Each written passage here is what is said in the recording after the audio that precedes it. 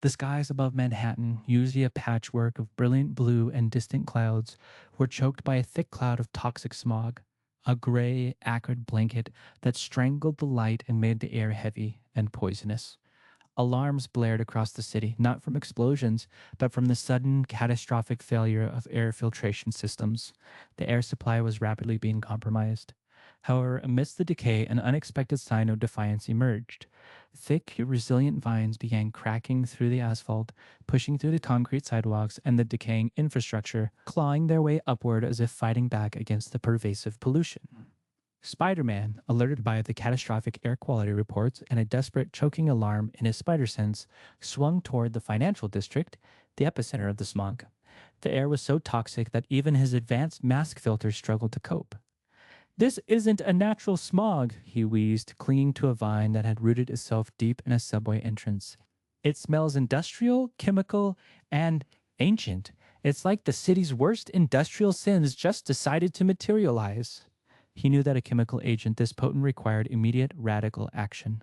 Descending into the murky gloom, he found the surprising source of the counteroffensive, Bulbasaur.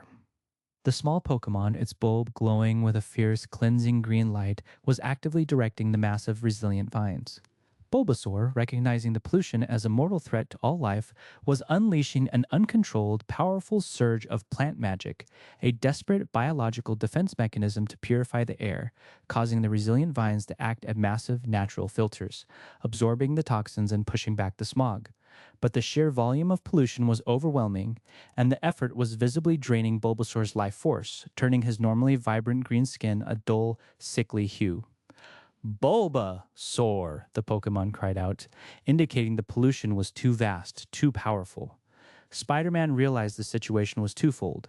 They needed to stop the source of the pollution and save Bulbasaur from exhaustion. As they conferred, the vines around them, having absorbed too much poison, began to blacken and wither, creating a terrifying vacuum of toxic air. The intense pollution, having reached a critical mass, had triggered a secondary, ancient danger. A profound, bone deep rumble echoed from beneath the city streets, a sound of massive geological displacement. The smog cloud, instead of dissipating, began to coalesce into a massive, writhing, serpentine form, a creature composed entirely of concentrated chemical pollution and ancient, forgotten waste. This was the Smog Serpent, an elemental entity of urban decay, awakened by the sudden, massive concentration of toxins. Its eyes glowed with a sickly, malevolent yellow, and it lunged forward, letting out a chilling, corrosive roar. "You pollute the air, little sprout!" the serpent hissed, its voice a grating sound of metal and dust. "And now's I feast! The city's decay is my lifeblood. You cannot stop the inevitable corruption." They were trapped in a rapidly tightening circle of darkness, facing a primal foe born of industrial neglect. The confrontation was immediately chaotic. The smog serpent, immune to physical attacks and capable of melting metal with its corrosive breath, was an insurmountable threat. Spider-Man, relying on his agility, struggled to evade its toxic strikes, realizing his webs were useless against its gaseous form.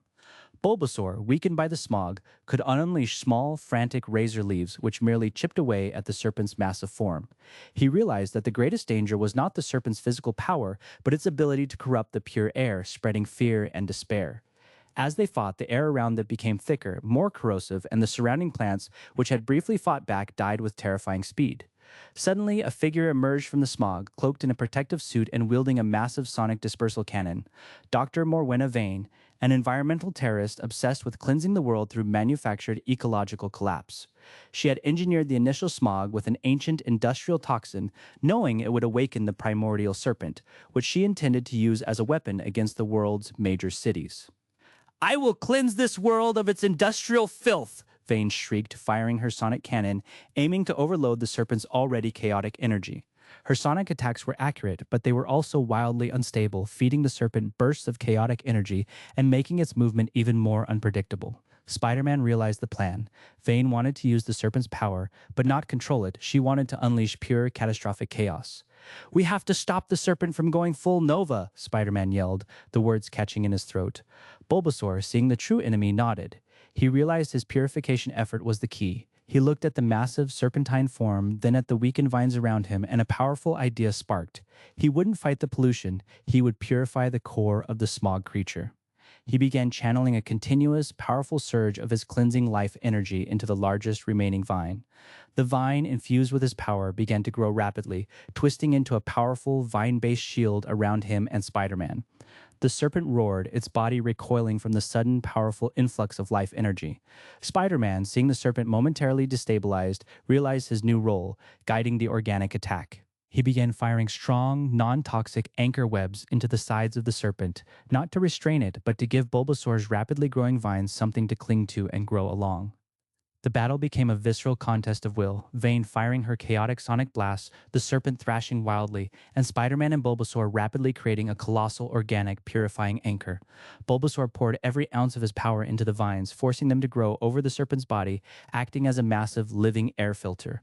Bulbasaur, utterly exhausted but triumphant, looked at Spider-Man, his bulb shining with the pure, soft light of victory. They had faced overwhelming decay and defeated it not with greater force, but with unity and the quiet, potent power of care.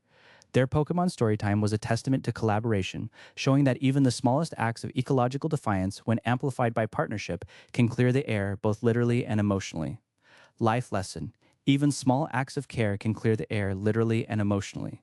The story teaches that the biggest problems, like pervasive corruption or decay, often require a combination of focused intervention and long term nurturing.